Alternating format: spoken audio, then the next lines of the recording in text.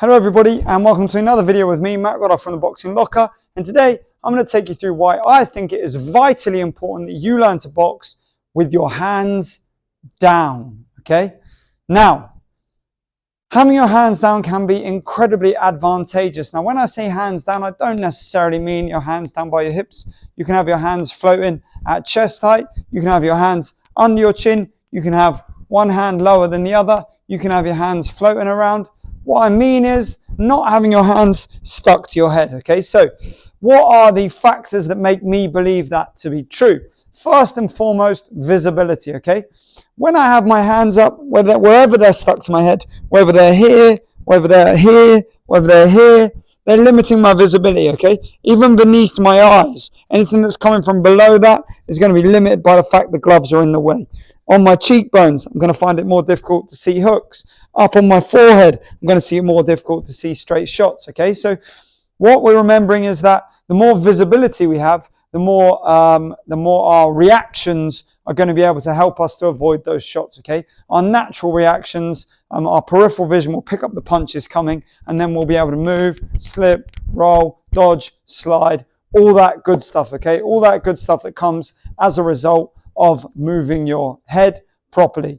With more visibility, you'll be able to move it faster, you'll be able to move it more. The other thing about that speed of head movement is, of course, that your head is naturally smaller. So if I am here, this is the target. If I have gloves on and I put my hands up here, all of a sudden I'm a much, much bigger target. Being a bigger target means that I'm going to be a lot more likely to get hit and that they don't have to be as accurate, okay? When I have my head out and I'm slipping, moving, bobbing, weaving, catching, sliding, all that stuff, it makes me a much more challenging target to pin down. If I have my hands up and I'm keeping them up there, even if I'm moving around, even if I'm trying to move my head, I'm a much bigger target, so I'm more likely to get even just clipped with bits of shots, yeah? And that's going to make it, again, more difficult for me. The other thing is tension and tiredness, okay? So, and this is a really, really important factor because it can have a massive impact on the way that a fight can play out or on how different styles can compare and interact with each other. So if I'm here all the time, what I'm doing is I'm putting tension on my shoulders non-stop, okay? My shoulders just working non-stop to keep my hands up all the time. Then I'm absorbing impact. That's tiring me out, okay? I'm going to have to take that. I'm going to have to tense up, stiffen up, and try and take some of the power out of those shots, okay? And that comes from absorbing, moving, resisting. That's going to tire me out. That means I'm going to struggle to be able to maintain the same output with my own punches. I'm going to struggle with fitness. I'm going to struggle as the rounds progress, particularly in professional fights where there is obviously a lot longer fight time, okay? I'm not talking about 3-2s here. I'm talking about 12-3s. Another thing that intrinsically kind of ties in with that is that it makes it more difficult for me to punch, okay? You can punch, and I'm not saying it's impossible, but if my hands are here and somebody hits me flat on that hand, it makes that hand essentially useless. So a good boxer will pop you on the gloves to bring the guard in and then attack to the body, or pop you on this hand so that it forces you to try and counter with this hand, and then expose that weakness and open you up with a counter punch. So we've got to remember that we need to use that high guard and those hands high as a kind of last-ditch defense. In my opinion, of course, there'll be people that will disagree, and I look forward to hearing about why they disagree. And please do address all of the points I've made when you do come with your disagreement. But if I have my hands up all the time, then I'm going to struggle with all the things I mentioned. Whereas if I'm boxing here, I get stuck on the ropes, I chuck my hands up, I use it to shuffle around, and then I reset and restart again. It's going to be a lot more energy conserving. It's going to be a lot more challenging for my opponent to break down because it's not a consistent, constant thing that they're seeing. It's a change of look. And it's going to be a lot more effective because they're going to come in throwing the shots that they think they could throw when I'm here. And the next thing you know, my hands are up and then I'm out and I can pivot out and use head movement, all them good things that we learn to do. That will then get me away from the danger situation, okay?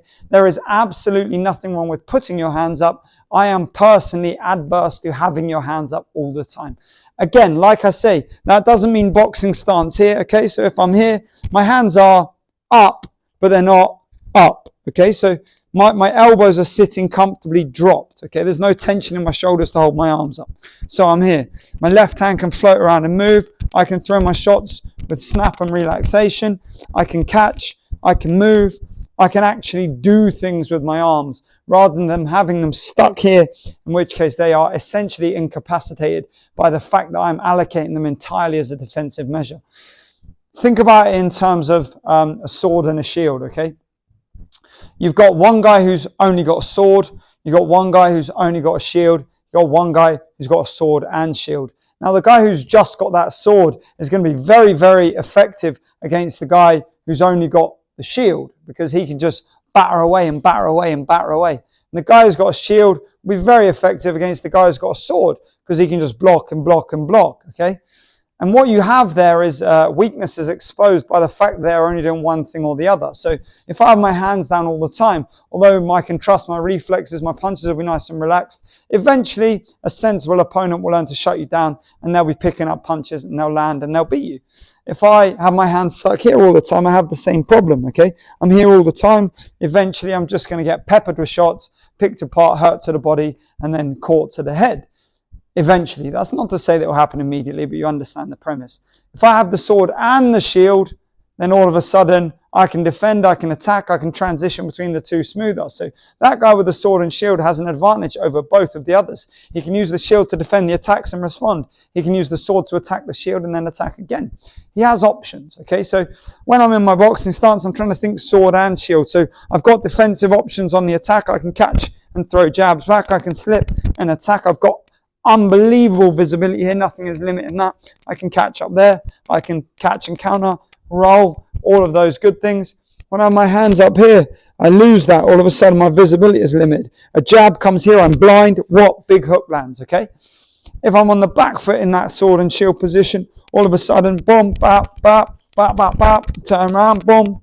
You can use everything in the same way. So if you haven't already, check out my favorite boxing position video. It's on my YouTube channel, just the same as this one. So please do go over there and subscribe. Check out loads of content. Why you should pull your punches, not push them. How to get snap in your punches. Some of these are my most popular videos. So please do check them out and keep pumping the views up on those. Don't forget to like, comment on everything as always. If you have any questions about this video, please do ask it. And think about it when you're boxing next time, right? Remember to try and be the sword and the shield perpetually. At no point do you want to be stuck being the shield, and at no point do you want to be so wild that you're only the sword. You always want to be what you would call, if you were playing a game, if you were playing a fighting game of some kind, you want to be a balanced fighter, a fighter with defensive and aggressive attributes. You don't want to be just a solely aggressive fighter. You don't want to be just a solely defensive fighter. You want to be able to transition between the two smoothly and even simultaneously use both.